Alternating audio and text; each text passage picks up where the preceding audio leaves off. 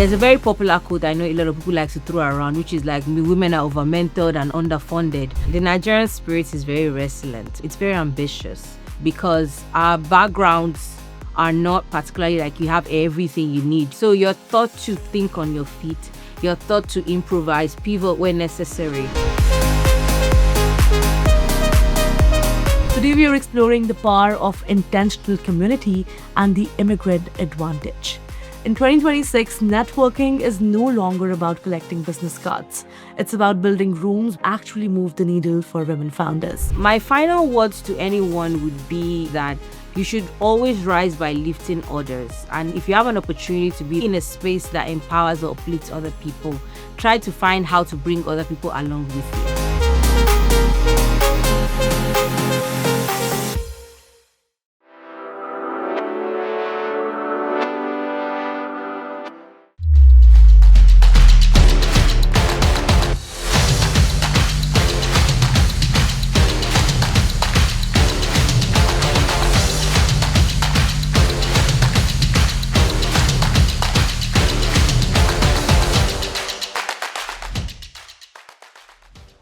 Hello everyone, this is Kripa Anand and welcome to the She and Success podcast, powered by She and Success Business Magazine, a platform dedicated to spotlighting the voices, strategies and journeys of women leaders and entrepreneurs who are shaping Canada's business and policy landscape.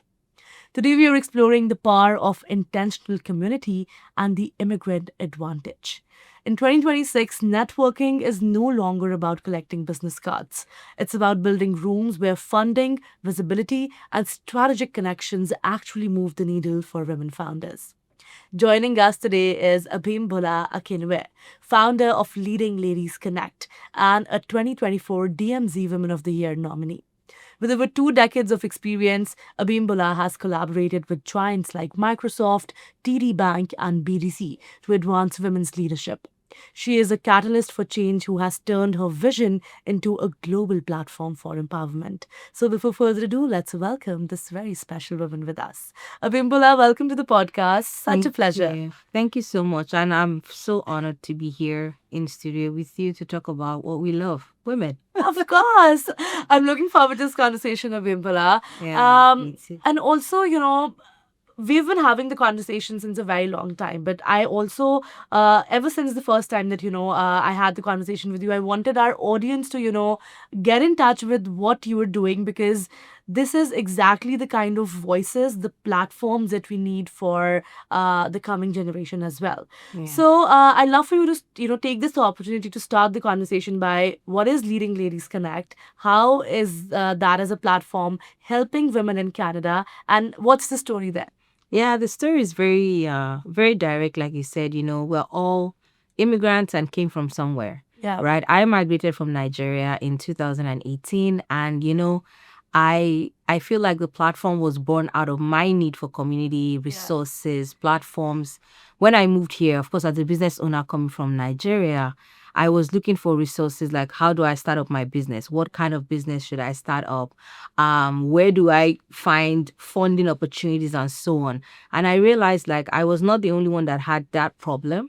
Some of my friends at that time in Montreal, they had similar challenges, and they were also, instrumental in us getting together. And then eventually, from the group of 3 of us, 6 of us, we became about 20.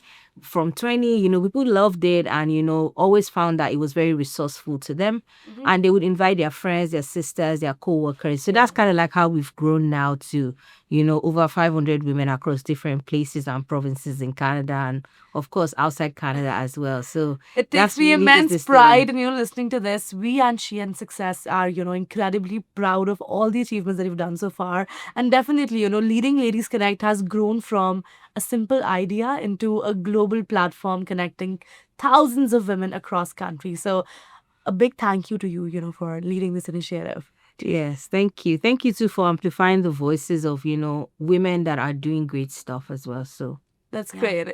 Now, Abimbola, let's explore how disciplined execution turns vision into scalable ventures. Right. From this extensive experience, that you've had, I'm sure you've learned a lot of lessons, a lot of challenges might have come your way. So, if I were to ask you, what lessons have you learned about scaling a community while also maintaining that foundational trust factor? What is the thing that you will say? Honestly, I would start with your question on vision to idea. Yeah. The thing is, when you have an idea, just try to start. I think a lot of people, I think they call it analysis paralysis, where people feel like, oh, I need to wait for everything to be perfect before I start, or I need to wait for this to happen before I do what I have in my mind. If you have any idea in your mind, just start with it first. I think that the more you build, your people would find you. Right. How have we been able to scale with trust and people finding us, or being part of the community? I think the thing about being consistent is that people are able to find you credible, and they are able to build trust with, like, okay, this is what this person is doing. They've been doing it for maybe like a couple of years, and their experiences as well in the community would also foster that. So I would say that just keep showing up consistently. Yeah. And I feel like your idea would definitely get to where it's supposed to be. It might take a while, Yeah. but it would eventually get there. That's pretty reassuring, I'll say. Leading Ladies Connect is something that is not just needed, but is also going to be the foundation of what's going to come in the next years, right? So, building on that, learning that you don't need everything figured out to start is definitely a lesson that every aspiring entrepreneur that needs to follow. If I were to ask you your success mantra in life, right? We all have those days when we don't want to get out of bed, but we still do. So if I were to ask you, Abimbola, what's that one thing that keeps you going through all the difficulties, through all the hardships in life? What would you say? I would say that one of my greatest motivations would just be the fact that even if I feel down, some days when I think about the impact that we are making in the lives of other women, in their business, or even the testimonials of like how people's businesses have taken up or they found community in what we're doing, I think is one of the reasons why I just feel like, what, just dust this off and keep going. You're making a difference in the life of, even if it's one person. Yeah. Because honestly, trust me, community building is really tight. It's very difficult. There are so many kinds of people there. Sometimes you feel underappreciated. Sometimes you feel overwhelmed. And people just expect you to always show up, right? While you are still trying to live your life as a human being. So I would say that one of my driving factors, of course, would be the fact that you're making a difference, keep going. And yeah, I think that's one of my greatest motivations. Wow, I think this comes from a very beautiful place. That was a beautiful thought, Abimbola. Um, when we come to this country, specifically Canada, this is an immigrant's country, right? Being an immigrant entrepreneur myself, I can totally relate the layers that one needs to go through, the difficulties, the barriers that no one really gets to talk about. I'd love for you to touch on that angle now, Abimbola. How has your immigrant experience, shaped your leadership and business approach in general? Well, my immigrant experience will not be excluded from the fact that I'm originally Nigerian. The Nigerian spirit is very resilient, right? It's very ambitious. It's very inspiring. Like, the thing about Nigerians is that regardless of what we go through, we just keep going. I'm sure you can relate to that too, probably, because our backgrounds are not particularly like you have everything you need, like here where everything is kind of like program Resources, structures and stuff like that. So you're taught to think on your feet. You're taught to improvise, pivot where necessary. So I would think that really has informed the way I particularly show up. Some of the partnerships that you mentioned, for example, a lot of people will say things like, oh, I finally gave into your request because you never let go of me. Like, you were just following up with me So all the time, consistent like and persistent. consistently. So I would say that experience is something that, initially I never really used to take so seriously, but I'm very grateful that I had that, because I see a lot of people here be slightly laid back, maybe because they're just used to having things easy. So That's a great insight. I agree with you. Turning the struggle of starting over into a blueprint for opportunity is what makes the immigrant perspective so vital to the Canadian economy. To the immigrant founders and women watching, in 2026, your difference is your power. If you are building from scratch, remember that resilience is a competitive advantage that can't be taught in business school. Abimbola's journey proves that you can start with nothing but a vision and end up partnering with Microsoft Canada. Don't wait for permission to lead. Create your own opportunities and then reach back to pull others forward. The second annual Leading Ladies Connect conference is coming up on May 2nd. Get in that room and turn your resilience into a global network. See you all there. All right, it's time for a quick break right here, but don't go anywhere. When we come back, we'll dive into how access to funding and visibility can truly accelerate a founder's growth. Stay tuned. At Purolator, we understand the importance of every delivery, whether it's a document, a special gift, a critical healthcare shipment, or an entire warehouse worth of inventory.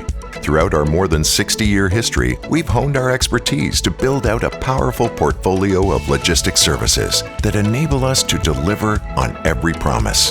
Whether shipping across town or around the globe, from small and medium-sized businesses to industrial, technology, retail, and healthcare sectors, Purolator serves a diverse array of customers. So no matter what, where, or when you're shipping, Purolator's expertise, experience, and innovative solutions enable us to deliver on your promises. Welcome back to the She and Success podcast. Let's continue and explore how women founders can unlock real opportunities through funding and visibility. Now, on that note, Abimbola, let's talk about the funding gap, specifically for SMBs, but also when it comes to women in the space, right? Right. So I'd love for you to now touch on, is there a gap in Canada? Do you recognize that? If yes, what do you think is going on and what will happen in the next, say, 1 or 2 years? Of course, there's a gap. I'm sure you know that. There's Yeah. a lot of things that are, there are a lot of gaps for women in general, right? When it comes to even capital funding, you find that, most VC funds, it's less than 2.5. You find it's even more detrimental, like when it's black, it's black women. But women in general, there's a very popular quote I know a lot of people like to throw around, which is like, women are over-mentored and underfunded, which is really very true. We have so many women organizations, yes, but the gap is still there. Most times too, and we have this platform to be able to encourage more women to actually step out of their comfort zone, because most times of course, men are allies, but women usually would not take the bold step that a man would usually just go just and takes, do yeah. it, right? A woman will first calculate, oh, I'm not enough, or I need to get this thing in order before I get started. I really want to say to people and, women watching or listening that, just do whatever it is that you feel like is your passion, your goal. Your business will eventually thrive if you keep at it, really. Definitely. I think combining financial support with high-level visibility, it's the fastest way to, bridge that gap, specifically for underrepresented founders.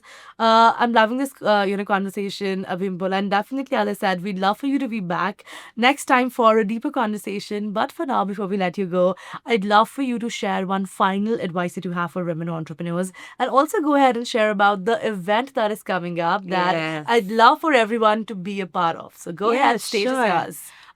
So I was going to say this in the funding question, which is, last year we had our pitch competition for $25,000. We had over 600 applications from 12 countries. Wow. And that shows you how many women are looking for funding, right? My final words to anyone would be, if you're watching or listening, is that you should always rise by lifting others. And that is, if you have an opportunity to be the first in a place, or you have the opportunity to actually be in a space that empowers or uplifts other people, try to find how to bring other people along with you. And that's like the driving force. So, a lot of people say, oh, you share so many resources so freely. That's because I know what it means not to have resources, right? So I would encourage anyone to always think about that. Like everything we have, we're just stewards for a period, right? That's but amazing. yeah. And also, where can they get more information for this? Yes. Mention the website as well. Our website is www.leadingladiesconnect.com. And there you can also find information about the events that she's talking about that's coming up May 2nd. In partnership with Microsoft Canada, we are presenting resources to help you build to scale, funding opportunities, and so much more. We're having hands-on workshops, for women in AI. Don't sleep on this AI age. And also building and scaling your business in Canada. So you can go on our website right now. It's www.leadingladiesconnect.com. And I hope to see you there. Come with your friends, your coworker, and every woman that you know. And we hope to have an amazing, amazing day right there. Wow, such a beautiful invite. I am definitely going and I'm looking forward for all of you to be a part of this amazing event as well. On that note, one final note of Abimbola that you'd like for the listeners to stay with. Well, I would say that, always try to support, especially women. If you know someone who has a small business or, has a project, has a community impact program going on, always try to support. I'm always up for supporting other people as much as I can, of course. But again, always remember that, we're all here to help and support, empower each other. So yeah, thank you so much for the opportunity and, looking forward to doing all the great work that you can. And if you want to collaborate or partner with us at Leading Ladies Connect, please feel free to go on the website and we'll be happy to receive you as well. That was Abimbola from Leading Ladies Connect, you guys. And I love this conversation. Thank you so much, Abimbola, for being a part of this. Thank you. Thank you for having me as well. All right, that was Abimbola Akinnuoye from Leading Ladies Connect, a masterclass in building community, leveraging resilience, and creating rooms where real opportunities are born. To all the listeners, thank you so much for tuning in to the She and Success podcast, powered by She and Success Business Magazine. Be sure to subscribe for more expert insights and visit sheandsuccess.ca for more such resources. And lastly, a very special thank you to our exclusive shipping partner, Purolator, for their ongoing commitment to supporting women entrepreneurs and helping them build, grow, and lead successful businesses across Canada. I'll see you guys in the next episode. Kripa Anand signing off.